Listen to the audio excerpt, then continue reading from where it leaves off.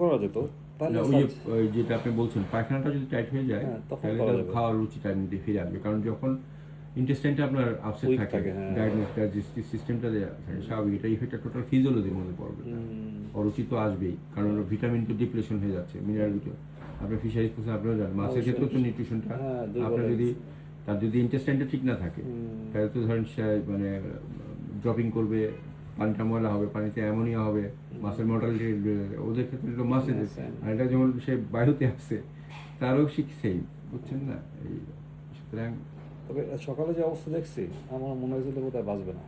না, অনেক অনেক সময় হলো কি গ্লুমি হয়ে যায়, কারণ যেহেতু খাচ্ছে না তো, না খাওয়ার কারণে তবে সে তো একটু দুর্বল। তারপর থেকে দেখি যে একটু তাকাচ্ছে, দাঁড়াচ্ছে। আপনি এখন যেটা করতে পারেন, ওই গ্লুকোজ আছে না, স্যালাইনটা আসলে ওদের জন্য খুব বেশি ভালো না, আপনি যেটা করবেন গ্লুকোজটা দিবেন মেনলি। কীভাবে? একটা গ্লাসে গ্লুকোজ গুলাবেন, আরেকটা গ্লাসে ও স্যালাইন গুলাবেন, আচ্ছা, আরেকটা খালি গ্লাস নিয়ে গ্লুকোজ থেকে, গ্লুকোজ যে গুলাইছেন ওখান থেকে 70% ঢালবেন চোখের আন্দারে, আর 30% দেবেন অক্সিজেন থেকে, তাহলে 30-70 হবে। এই 30-70 হলে তখন কার্বোহাইড্রেট ইনডাইজেশনটা হবে না, অতিরিক্ত কার্বোহাইড্রেট গেলেও কিন্তু সমস্যা, কারণ গ্লুকোজটা তো পিওর কার্বোহাইড্রেট। গ্লুকোজ আমি কতটুকু মেশাবো?